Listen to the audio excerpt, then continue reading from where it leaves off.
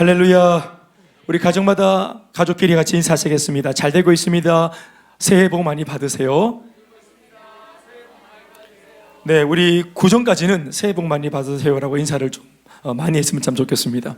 한 해 우리 12개월 365일을 우리가 마라톤 하듯 달려가야 되는데 새해 연초 벽두새벽에 좀 서로를 많이 축복해서 좀 이런 좋은 은혜들을 많이 비축해서 잘 달려갈 수 있도록 또 롱런할 수 있도록 그렇게 했으면 참 좋겠습니다. 한번 인사하시겠습니다. 하나님이 주시는 새해 복 많이 받으세요. 네, 오늘 경이로운 소문이라는 제목으로 같이 하나님 말씀을 듣겠습니다. 요즘에 TV에 자주 등장하는 이 프로그램 이름이더라고요. 이 소문이 경이로운 소문이, 소문도 그냥 소문이 아니라 경이롭다 하는 소문이라 합니다. 근데 오늘 제가 본문의 말씀을 묵상하다가 설교 제목을 제일 마지막에 제가 이렇게 채택을 하는 편인데 말씀을 쭉 묵상해 보니 오늘 이 말씀의 주제가 이와 같구나 하는 깨달음을 가져서 오늘 이런 제목으로 서게 되었습니다. 한번 따라하겠습니다. 경이로운 소문. 바울이 데살로니가 교회에 이 편지를 쓰고 있던 장소는 고린도였습니다. 오늘 데살로니가 전서 후서를 썼던 이 편지를 썼던 장소가 고린도라고 하는 항구 도시에서 이 편지를 썼습니다. 당시는 겨울이었는데 고린도 항구가 강력한 이 추위로 얼다 보니까 기상악화로 인해서 바울의 사역도 갑자기 어려움을 당하게 되었습니다. 사전에 계획했던 대로 선교 사역을 제대로 진행할 수가 없었을 뿐만 아니라 바울을 잡기 위해 시시각각으로 추격해오는 유대주의자들이 언제 들이닥칠지 모르는 어려운 상황이었고 게다가 사역과 또 생활을 위해서 지출해야 할 재정에도 서서히 문제가 생기고 있는 형편이었습니다. 바울과 데살로니가 교회 성도들은 물리적으로 떨어져 있었는데 그런 중에 바울은 바울대로 어려움에 처해 있었고 또 데살로니가 교회 성도들은 그들대로 목회자의 부재 상황에서 홀로 서기를 하느라고 쉽지 않은 상황이었습니다. 어찌 보면 당시 바울과 데살로니가 교회 성도들이 처해 있었던 환경은 지금의 우리 교회와 우리 교회 성도들이 겪고 있는 상황과 흡사하다고 할 수 있겠습니다. 우리 역시도 코로나 상황으로 인해 목회자와 성도 그리고 셀 리더와 셀 가족들이 떨어져 있는 상황이고 그런 중에 교회는 교회대로 풀어가야 할 상황들이 따로 있고 또 성도들은 성도들대로 자신들의 삶에서 해결해 나가야 할 문제들이 있으니 오늘의 우리는 그 당시 그들과 몹시도 닮아 있다고 생각이 되어집니다.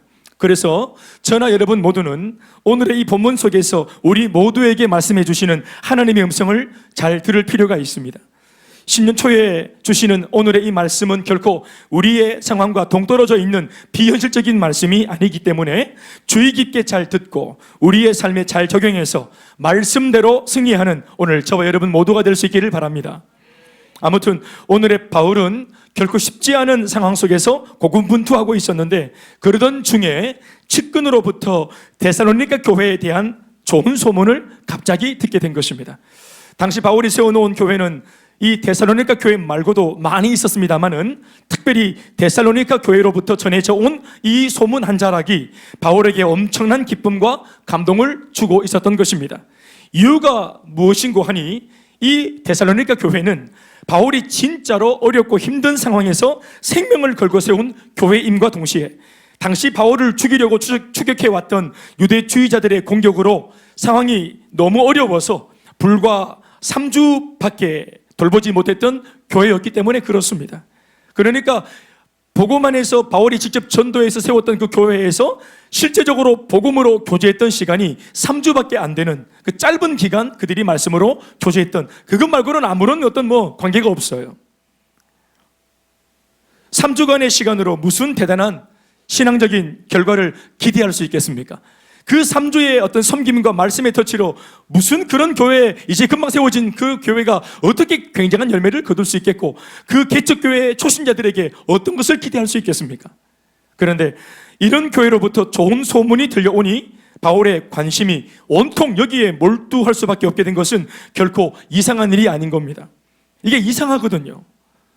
사도행전 17장 1절로 4절의 기록을 읽어보면 여기에 아주 짧은 대목으로 데살로니가 교회가 처음 세워지던 당시 상황이 적혀 있습니다. 말씀을 읽어보시겠습니다. 그들이 암비볼리와 아볼로니아로 다녀가 데살로니카에 이르니 거기 유대인의 회당이 있는지라. 바울이 자기의 관례대로 그들에게로 들어가서 새 안식일에 성경을 가지고 강론하며 뜻을 풀어 그리스도가 해를 받고 죽은 자 가운데서 다시 살아나야 할 것을 증언하고 이르되 내가 너희에게 전하는 이 예수가 곧 그리스도라 하니 그 중에 어떤 사람 곧 경건한 헬라인의 큰 무리와 적지 않은 귀부인도 권함을 받고 바울과 실라를 따르나 이렇게 되어 있습니다. 그런데 이렇게 지금 복음이 전해져서 한참 예수 믿는 사람들이 또 붙고 소위 데살로니가 지역에 데살로니가 교회가 개척되어지는 그런 좋은 무드 속에서 갑자기 아까도 말했지만 유대주의자들이 폭동을 일으키면서 야손이라고 하는 사람의 집에서 복음을 전하고 양육하고 있는 그 현장에 간밤에 갑자기 이 사람들이 소요 사태를 일으키면서 들이닥친 겁니다. 누군가가 밀고 한 거죠. 그래서 어렵사리 그 모임은 깨트려지고 그리고 바울과 성도들은 흩어지고 간신히 바울만 그 자리에서 피신하는 일이 일어났습니다. 실제로는 바울과 실라와 디모데, 바울과 일행들도 헤어졌어요. 바울만 혼자서 간신히 아테네로 빠져나오는 일이 일어났습니다. 그리고 그 뒤로는 이 데살로니가 사람들하고 접촉해 본 적이 없는 것입니다.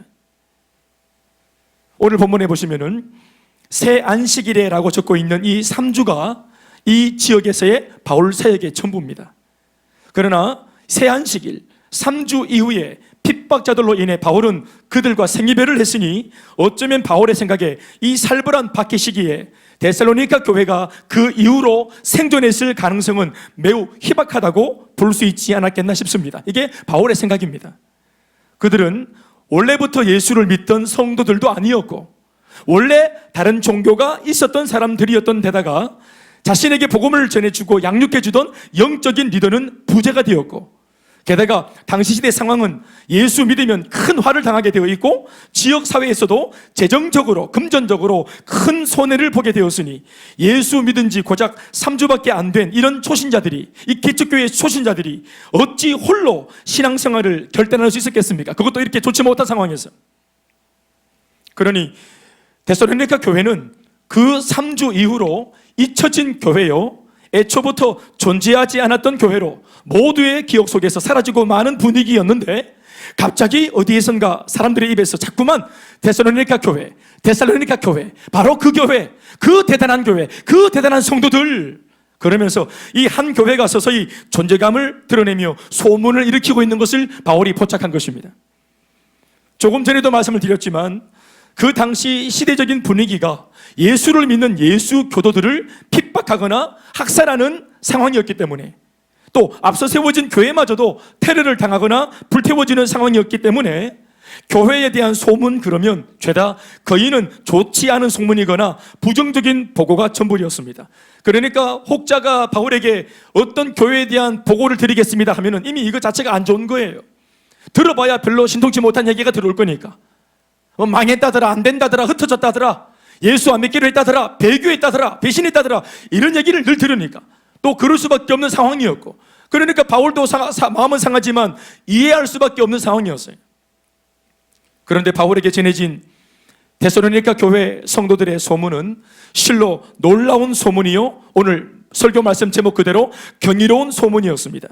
이에 바울은 이런 소문을 듣고 흥분하지 않을 수가 없었습니다. 기가 막혔습니다. 바울 입장에서는 거의 죽은 줄 알았던 자식이 다시 살아서 돌아온 느낌이었습니다. 상황이 이러고 보니까 바울은 이 소문을 확인하기 위해서 그리고 이 소문이 진짜라면 이렇게나 홀로 분투하고 있는 이 대단한 성도들을 응원하고 격려하기 위해서 마침내 자신의 신복이었던 디모데를 데살로니가 교회 그 소문의 현장으로 급파하게 된 것입니다. 데살로니가 전서 3장 1절에서 3절 오늘 본문의 말씀이 이것을 적고 있습니다.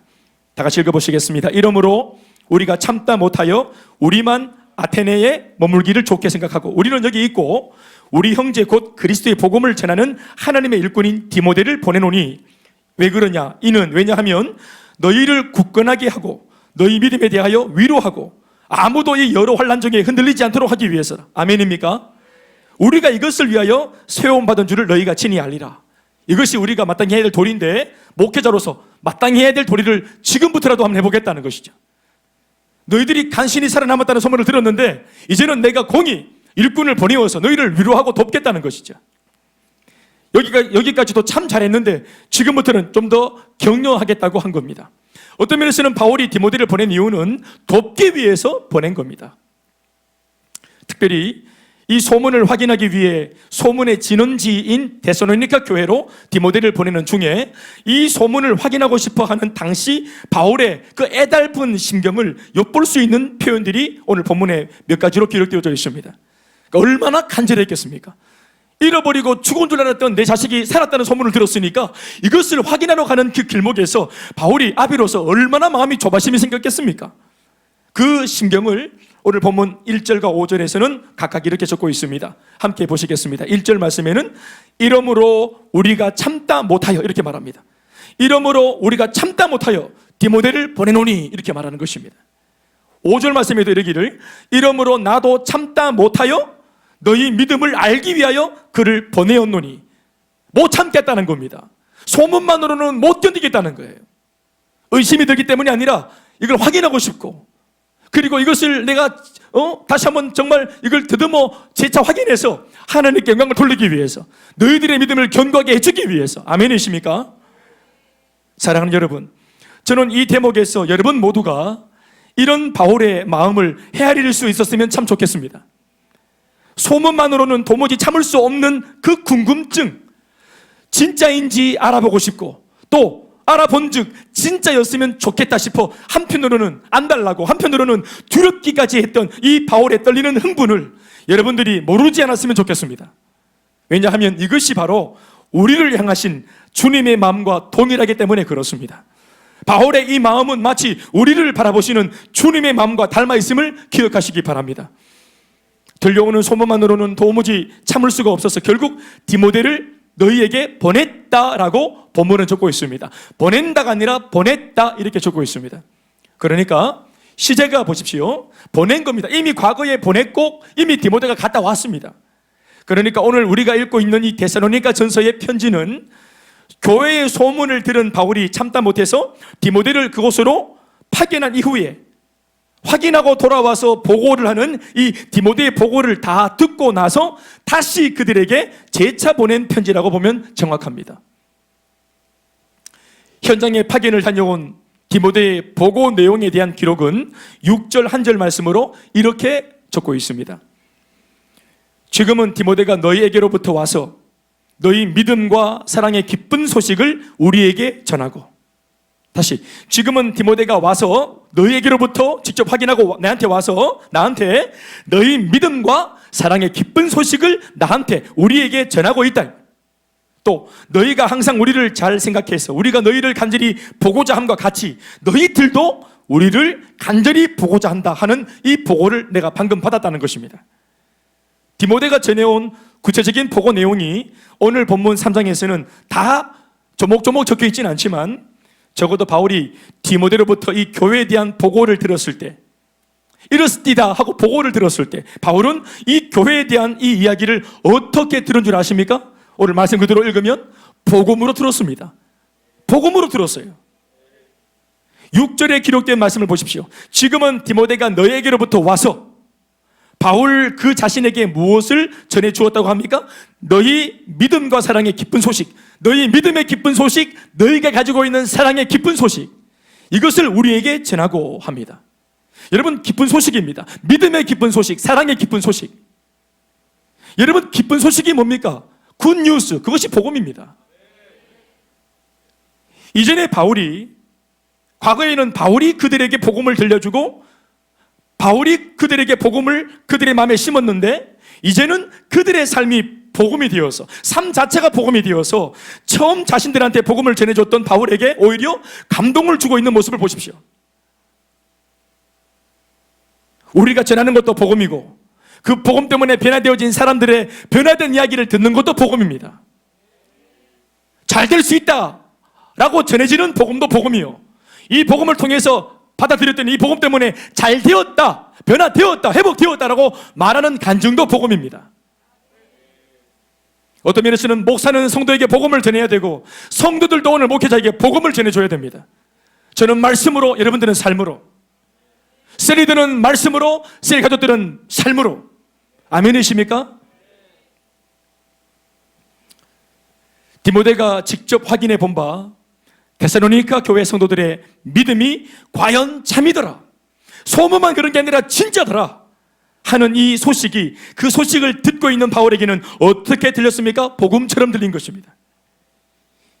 하나님이 역사하신 현장, 하나님이 데살로니가 교회 성도들에게 역사하셨던 하나님의 역사심의 소식, 그러니까 믿음의 기쁜 소식입니다. 성도들 중에서 한 번씩 이 보고를 들으면 돌아오는 보고 속에 어느 가정이, 어느 집사님이, 어느 부부가 이번 주간에 이런 문제를 만났다더라, 목사님 이번 주에 그 집사님이 이런 문제를 만났대요, 이런 얘기를 들으면 대번에 들은 마음이 어떡하지?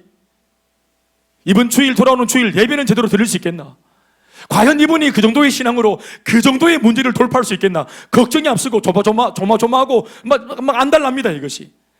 그래서 주일날 딱 예배당에 들어와서 말씀을 준비하는 내내, 저 뒷방에서 말씀을 준비하는 내내 어떤 생각이 들어오냐면은, 그 문제에 만났던 이 집사님이 이번 주에 예배 오시겠나? 발목 잡히고 등 따시지 않고 배부르지 않는 상황 속에, 힘들고 어려운 여건 속에 과연 그럼에도 불구하고 예배해야 마땅한 주님 앞에 나와서 예배할 수 있겠나 하는 의심이 들 때가 있어요. 그런데 딱 나와서 말씀을 전하려고 고개를 딱 들었는데 거기 딱 앉아 있는 거예요. 그게 복음인 것입니다. 그분이 왜 그 자리에 와 있습니까? 그 문제, 그만한 문제를 돌파할 수 있도록 하나님이 그 자리에 역사하신 것입니다. 그러니 하나님의 은혜로 돌파한 그 내용도 복음이 되는 것입니다. 난 여러분들의 삶이 이런 복음이길 바랍니다. 데살로니가 교회의 성도들의 사랑은 과연 어떻습니까? 믿음뿐만 아니라 사랑도, 어려운 환경일 때 핍박과 박해가 있는 중에 그들이 더욱더 사랑하기로 결정하고, 너 때문이라고 원망하지 않고 서로 손잡아주고 격려하고, 그 사랑이 더욱 충만해지고 더 뜨거워지고 진지해지는 현장을 디모데가 보고 와서 보고하는 것입니다. 바울 선생님 정말 이쁘다, 그들의 사랑이 참 이쁘다. 이 소식을 듣는 바울에게는 이것이 복음으로 들린 것입니다. 그래서 디모데 보고를 듣고 난 뒤 바울은 이것을 다시 자신의 말로 이 편지에다가는 너희 믿음과 사랑의 기쁜 소식 내가 잘 들었다, 이렇게 말한 것입니다. 자, 여러분, 우리는 이제 디모데가 직접 현장에서 확인을 했고 이미 타 지역 교회 전역에 퍼져 있었으며 소문이, 바울마저도 감동을 받고 놀라게 만들었던 이 교회 성도들의 그 대단한 믿음과 사랑의 기쁜 소식이 구체적으로 과연 무엇인지를 말씀을 통해 확인해 봐야 합니다. 데살로니가 교회 성도들의 신앙의 내용은 오늘 본문이 아닌 데살로니가 전서 1장을 보면 적혀 있어요. 타 지역 교회에 이미 퍼져 있던 그 교회의 소문의 내용을 읽어보면 바로 알 수 있습니다. 디모데가 보고하는 내용은 안 적혀 있지만 디모데가 직접 가서 확인했던 그 소문이 진짜더라는 소문의 내용을 1장을 통해 보면 돼요. 이미 알려져 있던 소문과 디모데가 뒤늦게 확인해 본 실제 내용은 일치하고 있기 때문에 그렇습니다. 그러니까 보고 내용이 없어도 소문의 내용을 들어보면 이게 같이 일치하기 때문에 디모데가 진짜 확인하고 바울에게 전하고 있는 그 내용이 뭔지 알 수 있어요. 당시 데살로니가 교회 성도들에게 대한 소문의 내용은 약 3가지였는데 데살로니가 전서 1장 7절에서 10절 말씀에 기록되어져 있습니다. 7절에서 10절. 먼저 이 참고 구절 전체를 함께 읽어보시겠습니다. 이 안에 3가지가 있습니다. 다 같이 시작. 그러므로 너희가 마게도냐와 아가야에 있는 모든 믿는 자의 본이 되었느니라. 주의 말씀이 너에게로부터 마게도냐와 아가야에만 들릴 뿐 아니라 하나님을 향하는 너의 믿음의 소문이 각처에 퍼졌으므로 우리는 아무 말도 할 것이 없노라. 말할 수 없을 정도로 대단한 소문을 바울이 들었다는 거예요. 9절 시작. 그들이 우리에 대하여 스스로 말하기를 우리가 어떻게 너희 가운데 들어갔는지와 너희가 어떻게 우상을 버리고 하나님께로 돌아와서 살아계시고 참되신 하나님을 섬기는지와 또 죽은 자들 가운데서 다시 살리신 그의 아들이 하늘로부터 강림하실 것을 너희가 어떻게 기다리는지를 말하니 이는 장래의 노하심에서 우리를 건지시는 예수시니라. 아멘 아멘. 데살로니가 교회 성도들에 대한 그 소문이자 곧 디모데가 직접 확인했던 사실, 그 첫 번째 내용은 자신들에게 복음을 전해준 바울의 헌신을 잘 알고 있더라 하는 소문이었습니다. 그 그들 스스로가 복음을 깨우친 게 아니잖아요. 여러분 아시죠? 누군가가 전해준 사람이 있었기 때문에 그 데살로니가 교회가 세워졌고 그 성도들이 복음을 듣고 예수를 믿을 수가 있었습니다. 여러분, 예수를 믿을 때 우리가 얻는 축복의 내용이 뭡니까? 잘 먹고 잘 사는 거, 예수 믿기 전보다 좀 더 편해진 거, 이런 겁니까? 그런 정도가 아닙니다. 여러분 다 아시겠지만 예수를 믿고 복음을 받아들이고 우리가 얻은 영적인 혜택이 뭡니까? 죽음에서 살아난 겁니다. 사망에서 생명으로 건진받은 것입니다. 세상에서 가장 귀한 생명을 얻은 것입니다. 그러니까 나한테 세상에서 가장 존귀한 이터널 라이프, 영원한 생명을 갖게 만들어준 이 선물을 복음으로 전해준 그 사람을 어떻게 잊을 수 있겠습니까? 디모데가 확인해 보니까 그들이 어떻다는 거예요? 변망덕하지 않더라는 것입니다. 시작은 미약하였는데 나중에 힘이 창대하고, 창대한 이후에 다시 미약할 수 있는데 그들이 미약해지지 않고 더 창대해지고 더 창대해지고 잘 되더라는 것입니다. 왜 그렇습니까? 처음 사랑을 잊지 않았기 때문에 그렇습니다. 어떤 면에서는 나의 처음 출발이 어디인지 출발점을 알고 있기 때문에 그렇습니다. 그러니까 교만할 수 없고 은혜에서 멀어지지 않고 주님의 그 축복의 궤도에서 벗어나지 않는 것입니다. 소문이자 바울이 확인해 본 그 실제 상황이 뭡니까? 자신들에게 복음을 처음에 전해주었던 그 바울 선생님의 헌신을 잘 알고 있다는 소문. 9절 말씀에 보면 그들이 우리에 대하여 스스로 말하기를 우리가 어떻게 너희 가운데 들어갔는지 그들이 알고 있다는 것입니다. 바울이 자신들한테 복음을 전하러 올 때 논이 장독 깬다고 심시풀이 땅콩 먹듯이 그렇게 와서 장난치듯이 그렇게 복음을 던진 것이 아닙니다. 취미활동한 것이 아닙니다. 선교 경험하려고 아울렛 잠시 와가지고 그냥 잠시 반짝거리면서 복음을 전해준 것이 아닙니다. 이 복음을 받은 당사자들이 말하기를 나한테 복음을 전해준 이 바울 선생님이 어떤 상황과 어떤 여건 속에서 어떤 좋지 못한 환경 속에서 그럼에도 불구하고 나한테 복음을 애써 전해주었는지 그들이 알고 있는 것입니다. 이런 태도로 복음을 받아들이니까 그들의 복음이 진지하지요. 그들의 신앙이 진지할 수밖에 없는 것입니다. 어떤 분의 생명을 담보로 얻은 복음이니까, 어떤 분의 희생을 담보로 얻은 신앙이니까 쉽게 팔아먹지 않는 것입니다. 바울은 실제로 데살로니가 교회를 세울 당시 이런 형편으로 사역을 한 것이 맞습니다. 참고 5절로 데살로니가 전서 2장 2절을 읽어보시겠습니까? 제가 한번 읽어드리겠습니다. 시작. 너희가 아는 바와 같이 우리가 먼저 빌립보에서 고난과 능력을 당하였으나 우리 하나님을 힘입어 많은 싸움 중에 하나님의 복음을 너희에게 전하였노라. 이 싸움은 여러분 물리적인 싸움일 수도 있고 반대하는 사람들과의 물리적인 싸움일 수도 있겠죠. 이게 얼마나 빡빡한 상황입니까? 게다가 마음으로 내면의 싸움도 있을 수 있겠죠. 내가 이렇게까지 해야 되나? 내가 괜시리 복음을 전하다가 낭패당하고 알아주는 사람도 없는데 괜히 복음 전하다가 낭패당하고 외면당하고 고난까지 받으니 꼭 이렇게 해야 되나 하는 내면의 싸움들이 있지 않았겠습니까? 게다가 이미 데살로니가보다 앞서 있었던 첫 번째 그 제2차 전도여행 첫 번째 관문이었던 빌립보 도시에서 이미 여러분 아시겠지만 귀신들이 나의 농간 때문에 옥에 갇혀서 얼마나 두드려 맞았습니까? 바울이. 고난은 말이죠, 우리가 먼 모를 때 한 번은 고난을 맞닥뜨릴 수 있고 만날 수 있고 겪을 수 있지만 내가 이미 트라우마가 있는데 그 같은 고난 속에 또 들어간다는 것은 쉽지 않아요. 정말 생명 다해 정말 목숨 걸고 헐떡거리면서 간신히 빠져나온 그 사망의 골짜기로 또다시 내가 자의로 자발적으로 들어간다는 것은 정말 쉽지 않습니다. 군대 한 번 가지 두 번 못 갑니다. 근데 부인들은 알을 한 번 낳고 두 번 낳고 자꾸 낳더라고요. 뭐 기쁨이 있기 때문이겠죠. 군대는 기쁨이 없어요. 우리 그래서 군대는 두 번 안 갑니다. 바울은 여러분 빌립보에서 고난을 당했습니다. 그런데 데살로니가에서도 당할 고난을 알고 있으면서도 또 들어가는 거예요. 여전히 고난과 능력이 있고 우리 가운데 수많은 싸움들이 있지만 그 싸움 중에 하나님의 복음을 너희에게 전했다 하는 것을 바울이 말하는데 말하기 전에 이미 이 데살로니가 교회 성도들이 이걸 알고 있는 겁니다. 또 바울이 이렇게 복음을 전하고 양육을 할 때 불과 3주였지만 어떻게 양육하는지, 어떻게 자신들을 말씀으로 세우려고 양육을 해줬는지 그들이 다 알아요. 이어지는 참고 5절 데살로니가전서 2장 8절에서 10절 말씀을 읽어보시겠습니다. 우리가 이같이 너희를 사모하여 하나님의 복음뿐 아니라 우리의 목숨까지도 너희에게 주기를 기뻐하면 너희가 우리의 사랑하는 자됨이라. 여러분, 예수 만난 지 3주밖에 안 됐습니다.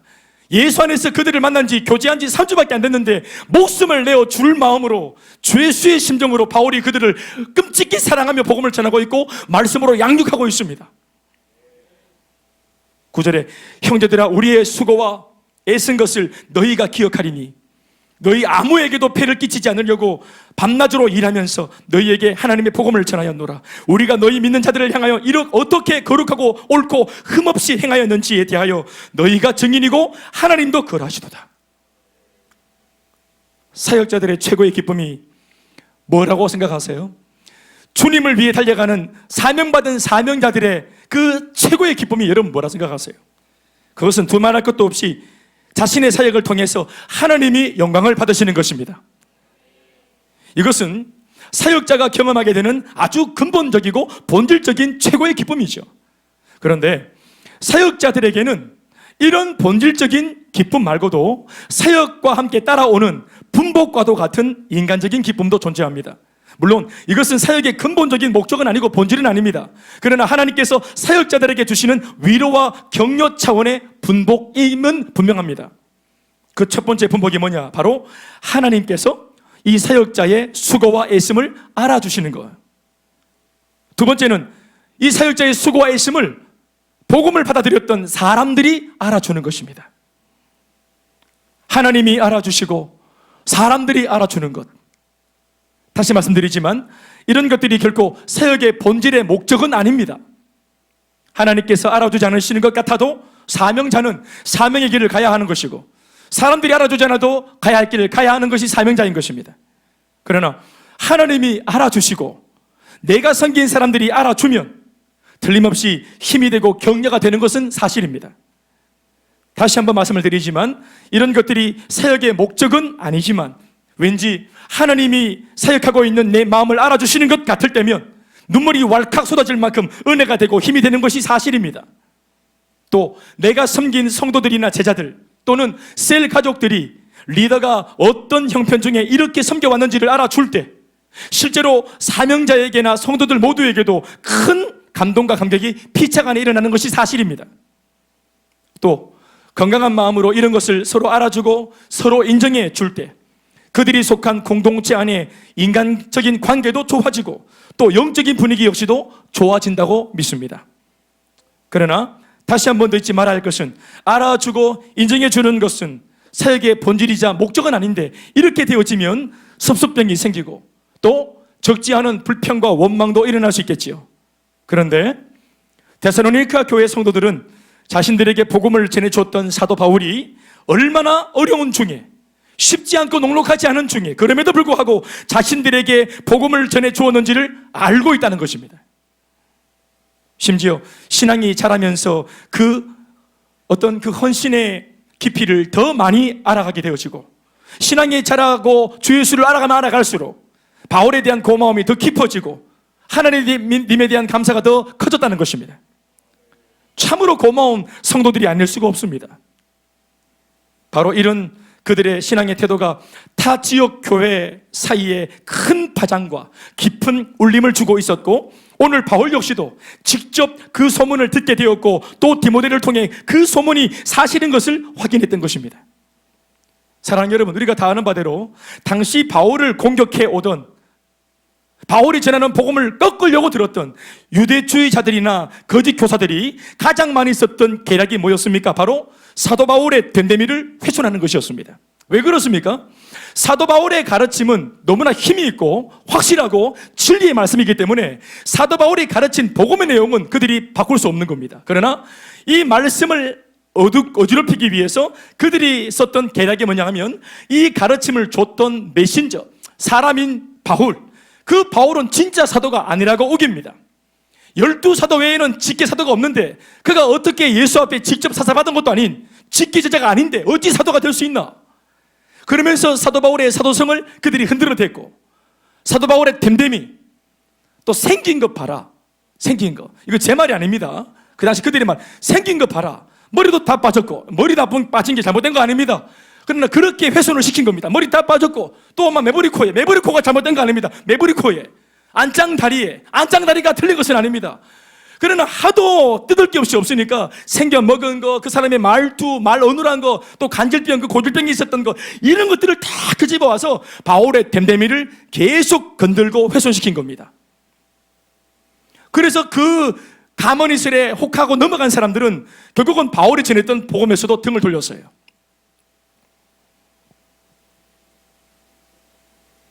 그러나 데살로니가 교회 성도들은 누군가를 통해 들려지는 바울이 아니라 자신들이 직접 3주였지만 직접 경험했던 바울을 더 신뢰하기로, 더 사랑하기로, 더 확신하기로, 더 감사하기로 결정을 했던 것입니다. 그러니까 내가 직접 경험을 하고 목격했던 바울이 있으니까 들려오는 소문의 바울을 그들은 다 부인하는 것입니다. 아멘이십니까? 무엇보다 바울이 전해준 그 복음을 듣고 말씀으로 그에게 양육을 받은 이후 자기 자신들에게 직접 일어난 그 놀라운 변화에 대하여 그들은 절대로 부인할 수 없었습니다. 이제가 거짓 교사라면, 이 바울이 거짓된 선지자라면 어찌 그가 전한 거짓 복음이 나를 바꿨겠나? 나 그 사람 잘 모른다. 3주밖에 못 경험했다. 잘 몰라. 그러나 바울은 모르지만 바울이 전한 복음 때문에 내가 바뀐 것은 사실이다. 그 바울이 전해준 복음과 그가 가르쳐준 양육을 통해 내 삶이 완전히 뒤집어졌다. 나 우상을 버렸다. 내 인생 새로워졌다. 아멘이십니까? 확실하게 변화되어진 나의 삶이 증거가 되었던 것입니다. 비록 바울은 피치 못할 사정으로 은혜롭던 그 3주 이후 자신들을 떠났지만 그들은 단 한 번도 바울을 원망하거나 부정하거나 오해하지 않았던 것입니다. 이들 모두는 다 초신자였던 터라 비록 믿음과 신앙은 부족한 데가 있었지만 바울이 자신들에게 보여줬던 그 3주 동안의 열정과 애정에 담긴 그 바울의 진심은, 그 진정성은 잘 알고 있었던 겁니다. 그걸 잊어먹지 않는 것입니다. 그들이 3주 동안 바울의 눈빛을 봤습니다. 밤낮 쉬지 않고 일도 하면서 자신들에게 찾아와서 그 늦은 밤 사람들을 모아서 전하는 바울도 졸고 피곤하니까 눈이 충혈이 돼가 벌겋게 돼가지고는 한 번씩 말씀을 가르칠 때 손을 들 때 보니까 온몸에 멍자국이 있고 자기 몸도 하나 제대로 지금 추스리지 못할 그 어려운 상황 속에서도 힘을 다하고 열정을 다해서 한 말씀이라도 더 전하려고 애를 쓰는 바울의 표정, 바울의 눈빛, 여러분 그것이 가짜일 수 있겠습니까? 누가 돈을 준다고 그렇게 연기할 수 있겠습니까? 그들은 경험을 했습니다. 직접 체험을 했습니다. 바울은 진짜입니다. 바울이 전한 복음도 그러므로 진짜입니다. 그들은 바울의 얼굴을 봤잖아요. 자신들이 정말 변화되기를 위해서 눈물로 땀범벅으로 기도하는, 신방을 오고 손을 잡아주고 간절하게 손잡아주던 바울의 눈빛을 보았잖아요. 당시 바울이 3주 동안 그들에게 보여준 진심은 이런 것이었습니다.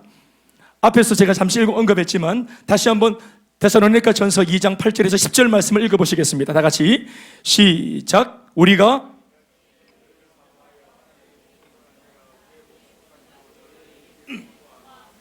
너희가 우리의 사랑하는 자 됨이라. 형제들아, 우리의 수고와 애쓴 것을 너희가 기억하리니 폐를 끼치지 아니하려고 밤낮으로 일하면서 너희에게 하나님의 복음을 전하였노라.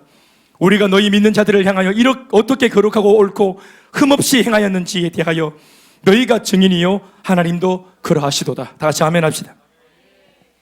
비록 짧은 기간의 영적인 만남이었지만 이런 진심 어린 영적 교제가 있었기 때문에 그런 사랑을 받은 성도들은 오히려 바울이 전해준 이 복음의 씨앗을 끝까지 지켜내기로 결정을 했고, 필요하다면 이 복음으로 인해 당하는 고난과 핍박과 박해를 기꺼이 감당해 보기로 결정을 했던 것입니다. 손해가 와도, 금전적인 손해가 와도 손해 보겠다고 결정을 한 것입니다. 실제로 그들은 복음 때문에 당하는 고난을 진짜로 달게 감수하고 돌파해냈습니다. 데살로니가 전서 2장 14절 말씀에 적고 있기를 이렇게 적고 있습니다. 형제들아, 너희가 그리스도 예수 안에서 유대에 있는 하나님의 교회들을 본받은 자 되었으니 그들이 유대인들에게 고난을 받음과 같이 너희도 너희 동족에게서 동일한 고난을 받았느니라. 이렇게 말하고 있습니다. 데살로니가 교회가 예수 때문에 고난을 당하는 모습을 바울은 무엇과 같다고 비유하고 있습니까? 유대에 있는 하나님의 교회들이 고난을 받은 것 같다 이렇게 말하고 있습니다. 유대에 있는 하나님의 교회, 유대에 있는 교회는 바로 다른 게 아니고 사도행전 2장에 처음으로 등장한 최초의 지상교회, 바로 예루살렘 교회를 말하는 것입니다. 성령 받고 권능 받은 그 위대한 베드로를 위시하여 그 12명의 사도들이 직접 세워서 목회하고 있는 최초의 초대교회, 예루살렘 교회, 어벤져스급의 교회, 가장 강력했던 교회, 1번 교회. 사도 바울은 말하고 있는 게 뭡니까? 큰 형님뻘인 예루살렘 교회 정도는 돼야 그래도 감당할 만한 그런 무게의 고난을 고작 3주밖에 안 된 이 어린 교회에 이 어린 초신자들이 담당하고 있고 당당하게 돌파해내고 있다고 이 보고를 듣고 확인을 한 것입니다. 그것도 목회자도 없이 말입니다. 그러니 얼마나 대단하고 얼마나 위대한 교회의 성도들입니까? 어떤 면에서 데살로니가 교회 성도들은 바울 때문에 또 예수 때문에 졸지에 인생이 꼬일 대로 꼬인 사람들이라 할 수 있습니다. 그 3주 때문에 말이에요. 그러니 얼마든지 예수를 원망하고 바울을 저주할 수도 있지 않았을까요? 그런데 단 한 사람의 성도도 그러는 사람이 없었습니다. 받은 은혜 앞에서 배은망덕한 사람이 아무도 없었습니다. 우리가 잘 아는 대로 그 과거 구약시대의 이스라엘 백성들은 홍해바다를 건너는 은혜를 체험했음에도 불구하고 400년의 애굽에서의 종살이를 끝냈음에도 불구하고 만나가 없다고, 먹을 게 없다고, 고기가 없다고, 국물이 없다고, 내 삶이 불편하다고, 예수 괜히 믿었다, 하나님 괜히 믿었다, 출애굽 괜히 했다, 이런 식의 말을 했습니다. 예수 믿는 이 믿음 때문에 당하는 의로운 고초가 아무려면 예수 믿기 전에 그 노예가 되어서 애굽에서 포로 생활을 하던 때보다 못할까요? 아무리 신앙의 어려움이 찾아와도 성도가 할 말이 있고 안 할 말이 있는 것입니다. 사랑하는 여러분, 예수 믿기 정말 잘한 겁니다. 예수 아무나 믿는 것이 아닙니다. 홍해바다는 아무나 건너는 것이 아닙니다. 3주 복음을 전한다고 다 믿습니까? 이 복음을 전한 3주, 그 3주를 30년처럼, 30일처럼, 3년처럼 귀하게 받아 쓰고 데려줬지만 말로 쓰는 데살로니가 교회 그 성도들이 은혜가 있는 것입니다. 소문이 과연 그러했고 그 소문을 확인하러 갔던 디모데는 어쩌면 소문보다 더 큰 충격을 그 현장에서 받기도 했는데, 데살로니가 교회 성도들이 디모데에게 하는 말이 사랑하는 우리 바울 선생님이 너무 보고 싶다는 것입니다.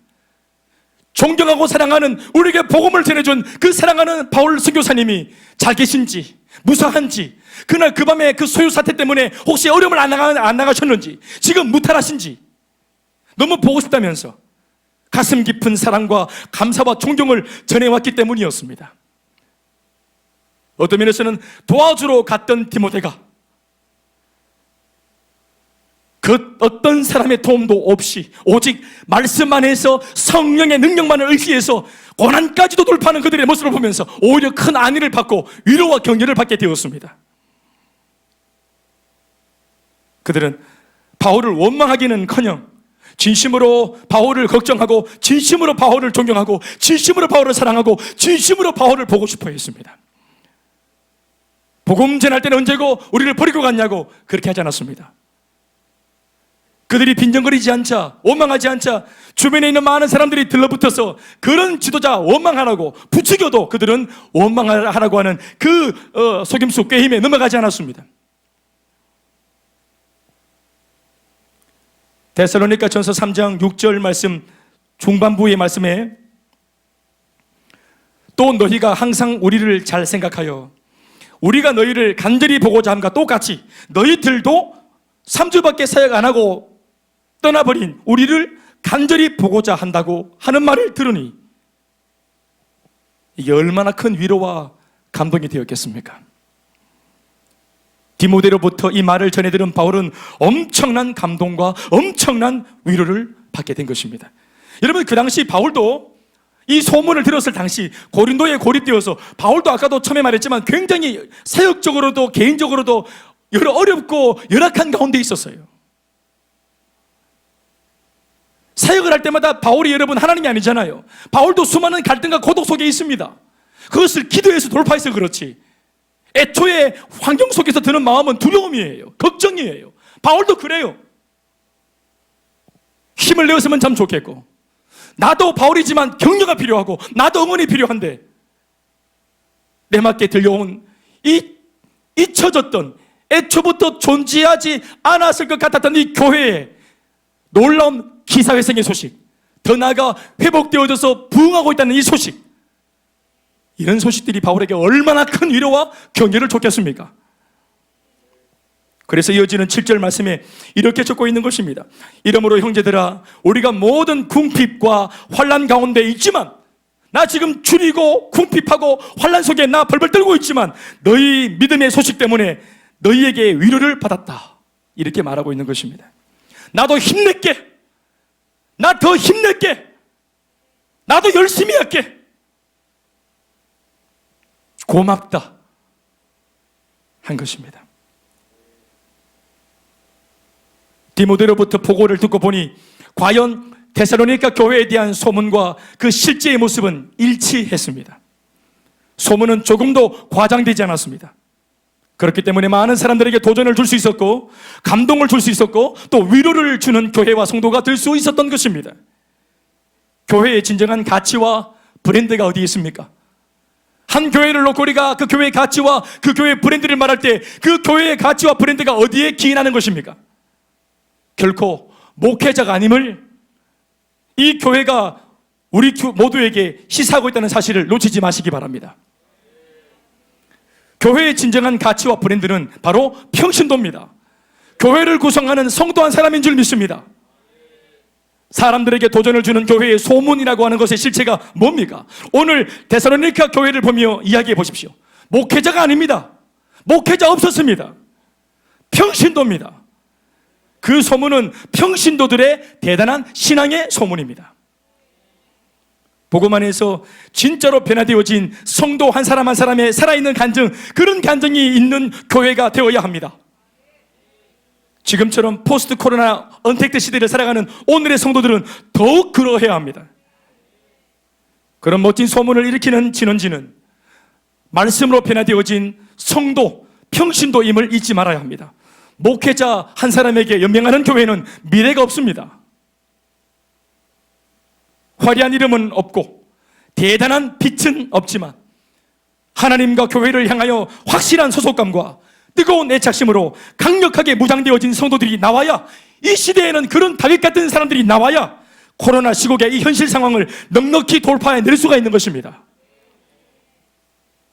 더불어 한 교회 안에서 목회자와 성도들 간의 관계가 이러해야, 이 교회 같아야, 그것이 예수 믿고 평생 신앙생활할 성도들의 신앙생활에 유익한 줄로 믿습니다.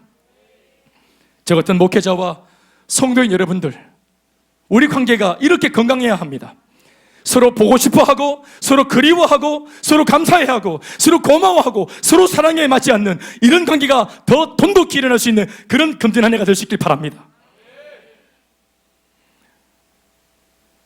두 번째로, 들려오는 소문과 디모데가 확인해 보니 맞더라 하는 그 실제 내용의 일치를 봤던 두 번째 내용이 뭡니까?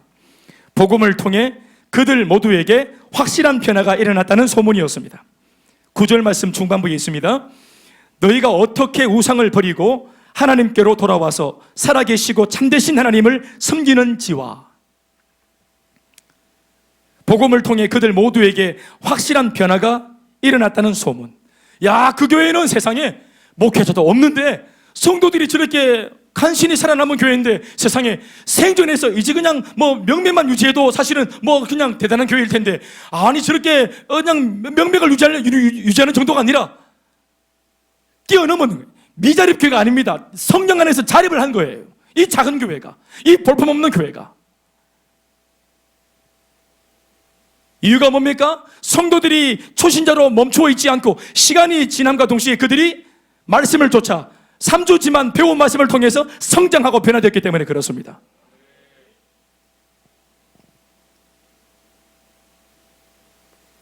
바울이 전해준 복음과 불과 3주간의 짧은 양육은 이 교회 성도들로 하여금 인생의 방향을 제대로 그리고 정확하게 정할 수 있도록, 바꿀 수 있도록 만들어 줬습니다.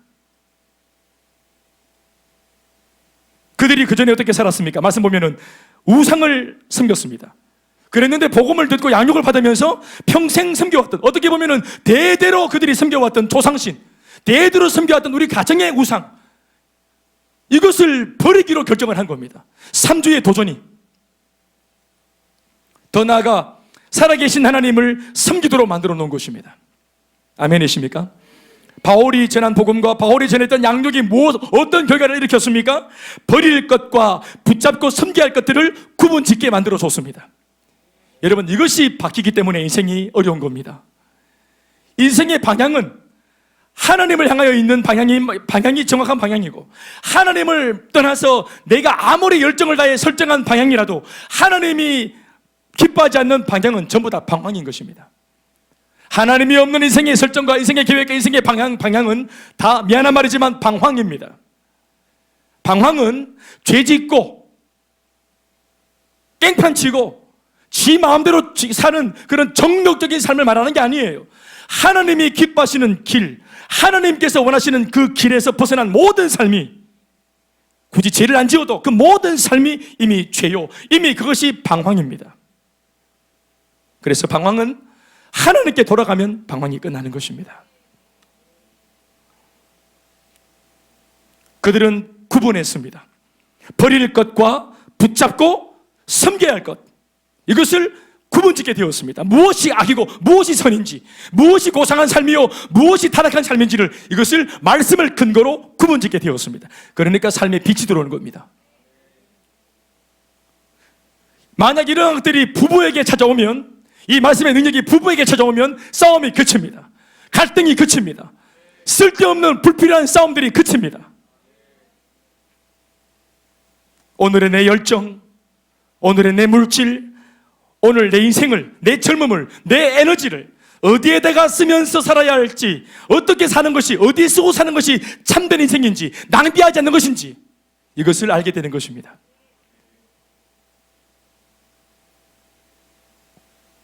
세 번째, 타 지역 전체에 일어난 소문이자 디모데가 확인했던 실제 내용, 주님의 재림을 확실히 믿고 기다리며 현실의 고난을 돌파하고 있다는 소문이었습니다. 그들이 막 예수 믿는 것 때문에 고난을 받고 있는데, 고난에서도 그들이 굴하지 않고 막 돌파를 한대요. 이런 소문을 들었어요. 근데 이유가 뭐냐? 디모데가 다 파헤쳐 보니까, 바울이 가만 묵상해 보니까 뭐냐? 그냥 믿음이 아니에요. 바로 약속하신 것을 기다리는 믿음이었습니다. 내일에 대해서 꿈이 없었어요. 그들이 미래를 생각할 여지가 없어, 그런 여력이 없어요. 여러분, 우리가 복음을 받기 전에 우리나라도 마찬가지지요. 그래서 순수한 우리나라 말에 어제라는 말이 있고 오늘이라는 우리 말이 있지만, 내일이라는 말이 말 자체가 없어요. 우리나라 순수한 우리나라 말에. 그래서 내일이란 말은 한자로 필요 온 겁니다. 올레자, 날일자. 하루 먹고 살기가 바빴습니다. 밤사이 어떤 일이 일어날지 몰라요. 그래서 자고 일어나면은 안 죽고 살았기 때문에 안녕하셨습니까? 라고 인사하는 겁니다. 하루하루 무사히 사는 것이 우리의 목표였어요. 내일을 꿈꿀 여력이 없었습니다. 그러나 복음이 들어오면 영적으로 산소를 공급하여 숨통을 틔워주고 미래를 기대하는 사람으로 만들어주는 것입니다. 여러분 아시겠죠? 하나님의 모든 말씀은 다 미래지향적인 약속의 말씀입니다. 말씀 보세요. 하나님의 말씀은 다 뭡니까? 해주겠다는 것입니다. 이루겠다는 것입니다. 너를 향한 나의 생각은 내가 안 하니 너의 장래에 재앙이 아니라 소망과 평안이라.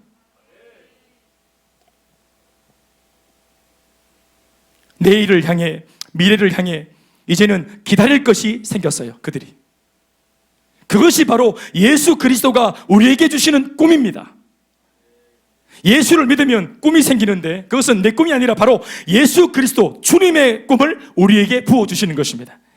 그 주님의 꿈이 나의 꿈이 되게 해주시는 것입니다. 내일에 대한 밝고 긍정적인 꿈이 오늘의 문제, 오늘 이 현실의 두려움을 능히 이기고 돌파하게 만들어주는 것이에요. 꿈이 있는 사람이 돌파하는 겁니다. 넘어진 사람이 왜 그것을 다시 일어납니까? 일어나야 할 이유와 명분이 어디 있습니까? 이루어야 할 꿈이 있는 사람은 일어나는 것이에요. 기대할 것이 있는 사람들은 멈추지 않습니다. 자빠져 있지 않습니다. 아멘이십니까? 그래서 이 세 가지 소문, 이 경이로운 소문, 이 우렁찬 소문이 불과 3주밖에 복음을 듣고 양육을 안 받았지만 심지어 바울이 떠나고 목회자가 부재되었음에도 불구하고 그들이 이렇게 굉장한 믿음의 사람들로 소문을 일으키면서 지금 막 역사의 무대 위에 등장하고 있는 것입니다.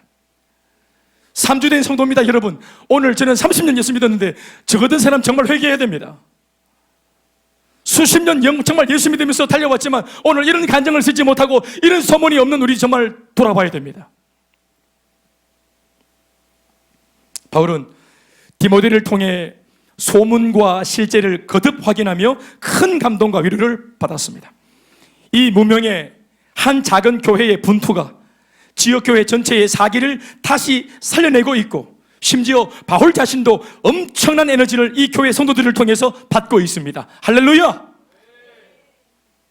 코로나 시국에 안 된다, 못한다, 할 수 없다, 묶였다, 다쳤다, 억압되었다, 폐쇄되었다 하더라. 코로나 할배가 온다더라. 변이가 온다더라.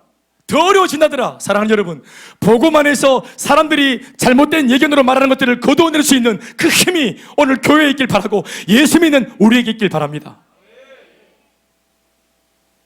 하지만 바울은 프로페셔널한 사역자였기 때문에 단순히 감동만 받고 지나치지 않습니다. 바울은 이 놀라운 교회와 성도들의 신앙 안에서 다시 한 번 더 자신이 지금 현재 전하고 있는 복음의 절대 능력의 그 위대함을 새삼 깨닫게 됩니다. 이제까지 똑같은 복음을 모든 교회에 전해왔는데 오늘의 이 데살로니가 교회의 성도들은 어떻게 이런 열악한 조건 속에서도 찬란한 신앙의 꽃을 피울 수 있었을까? 바울은 기도하며 생각하고 고민했습니다. 그리고 여기에 대한 바울의 결론이 이 말씀으로 귀결됩니다. 데살로니가 전서 1장 5절의 말씀과 2장 13절 말씀을 다 같이 읽어보십시다. 그들이 이렇게 엄청난 신앙의 꽃을 피우고 만개한 이유가 뭘까? 바울이 고민하고 기도하다가 발견한 내용이에요. 먼저 1장 5절 말씀입니다. 다 같이 시작. 이는 우리 복음이 너희에게 말로만 이른 것이 아니라 또한 능력과 성령과 큰 확신으로 된 것입니다. 아멘이십니까? 바울이 복음을 전했을 때, 그들이 복음을 받아들였을 때 바울이 전하는 복음이다, 바울의 철학이다, 바울의 견해다 이렇게 받은 것이 아니라 하나님의 말씀으로 받았습니다. 이어지는 2장 13절 참고 5절 말씀 시작. 이러므로 우리가 하나님께 끊임없이 감사함은 너희가 우리에게 들은 바 하나님의 말씀을 받을 때 사람의 말로 받지 아니하고 하나님의 말씀으로 받음이니. 아멘이십니까? 진실로 그러하도다. 이 말씀이 또한 너희 믿는 자 가운데에서 역사하느니라. 말씀 맺겠습니다. 당시 데살로니가 교회 성도들이 책임져 줄 목회자도 없고 끌어주는 신앙의 선배도 없고 모일 수 있는 변변한 교회 건물도 하나 없었지만 그럼에도 고난까지 불사하며 믿음으로 현실을 돌파해내는 위대한 복음적 승리를 세상 앞에 보여낸 그 모든 승리의 비결은 바로 복음에 대한 그들의 태도에 있었습니다. 하나님을 향하여 말씀을 들을 때 하나님의 말씀으로 말씀 듣는 태도와 자세, 비록 그 말씀이 사람을 통해 전해질지라도 사람의 견해로 듣지 않고 하나님의 준엄한 생명의 말씀으로 듣는 그 태도와 자세에서 말씀은 능력으로 나타났습니다. 비록 짧은 그 3주 동안에 바울이 전해준 그 말씀을 사람의 말로 받지 않고 하나님의 말씀으로 받고 하나님의 말씀으로 확신했더니 바로 그들이 확신한 그 말씀이 그들 가운데서 이토록 대단하고 위대한 역사를 일으켰던 것입니다. 특별히 말씀 2장 13절 중반절에 읽어드렸지만 한번 읽어드리면 이 말씀이 또한 너희 믿는 자 가운데서 역사하느니라. 보십시오. 말씀이 어디에서 역사합니까? 믿는 자 가운데서 역사하는 겁니다. 하나님 말씀이 아무 데서나 역사하는 것이 아니라 이 말씀을 확신하고 믿는 자들의 심령 속에 그들의 삶 속에서 말씀이 역사하는 것입니다. 이 말씀이 또한 너희 믿는 자 가운데, 이 말씀이 또한 너희 이 말씀을 믿는 그 큰 수많은 교회 성도들의 삶 가운데, 우리의 사역의 현장과 우리의 기도 제목들 가운데 이 말씀이 힘있게 역사하더라 하는 일이 일어날 수 있길 바랍니다. 오늘 우리는 환경이 이전보다 나빠졌기 때문에 신앙도 나빠져 가고 있는 것이라면서 자신의 비참한 현실을 합리화하고 있지는 않습니까? 오늘 나 자신이 신앙과 사명에서 다소 멀어진 것에 있어 회개할 제목을 찾는 대신 오히려 변명하고 원망할 원인을 찾고 있지는 않습니까? 코로나 때문이고 비대면 예배 환경 때문이고 목회자와 셀리더가 멀리 있기 때문이고 말씀과 기도 생활을 하기에 상황이 안 받쳐주기 때문이라며 우리는 그저 멀뚱히 우리 자신의 신앙이 침몰해가는 것을 가만히 방치하고 있지는 않습니까? 실제로 오늘의 한국교회의 현실은 너나 끝없이 모든 교회마다 성장과 변화와 사역과 헌신, 전도와 선교를 말하기는커녕 주일 오전 비대면으로 드리는 이 한 번의 예배, 영상 예배마저도 과연 우리 교회 성도들이 얼마나 이 아침에 일어나서 참석해 줄 수 있을까 하는 것에 관심이 매여 있고 거기에 발목이 잡혀 있습니다.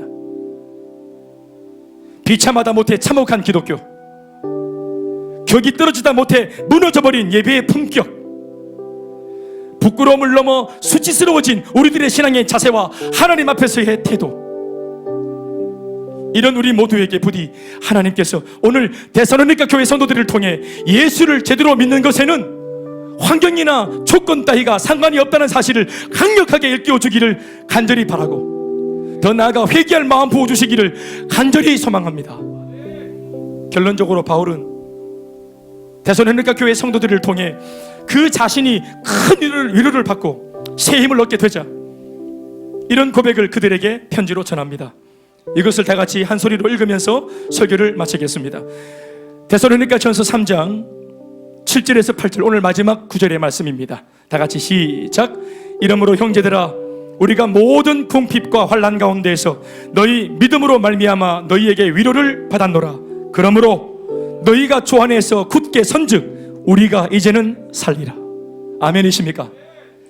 이런 아름다운 소문으로 서로를 굳게 세워주고 이제는 너 때문에 내가 살았다, 너 얘기를 들어보니까 내가 살았다 할 수 있는 피차간에 안위받고 평안을 얻는 저와 여러분 모두가 되길 주의 이름으로 축원합니다.